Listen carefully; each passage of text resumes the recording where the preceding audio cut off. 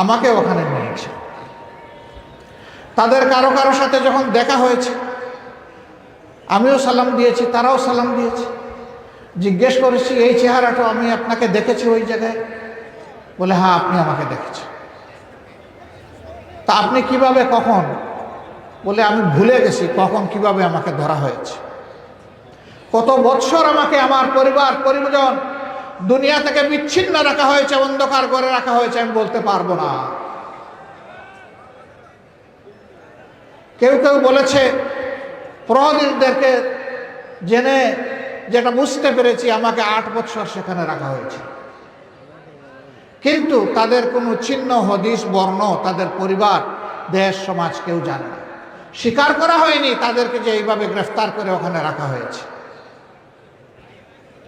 এদের মধ্য থেকে কাউকে কাউকে দিকে নাটক তৈরি করা হয়েছে, জঙ্গিবাদের নাটক তৈরি করে 8 মাস আগে ধরা লোকটাকে নির্দিষ্ট কোনো ঠিকানায় পাঠিয়ে বলা হয়েছে গত 1 সপ্তাহ ধরে গোয়েন্দারা গভীর পর্যবেক্ষণে রেখেছেন, নিবিড় পর্যবেক্ষণে রেখেছে।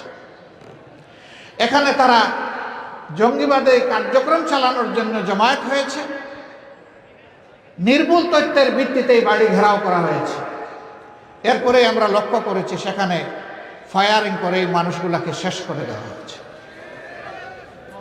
তারা পর্যবেক্ষণ করছে 8 দিন ধরে, আর লোকগুলাকে ঢুকানো হয়েছে মাত্র 1 দিন আগে, অ্যারেস্ট করা হয়েছে 8 বছর আগে। এ ছিল বাংলাদেশের এক অংশের অবস্থা। তারা ক্ষমতায় আসার আগেই তারা ক্ষমতায় আসলে কি করবে সেটা বাংলাদেশের মানুষকে জানিয়ে দিয়েছে, কিন্তু মানুষ ওভাবে বুঝে না। 2006 সালের 28 অক্টোবর লগিবন্ডা ওইটার তাণ্ডব চালিয়ে 54 জন মানুষকে তারা খুন করেছে। রাজধানীর পল্টন ময়দানে 6 জন মানুষকে খুন করে স্পষ্ট দিবালোকে তাদের লাশের উপর দাঁড়িয়ে তারা নাচানাচি করেছে।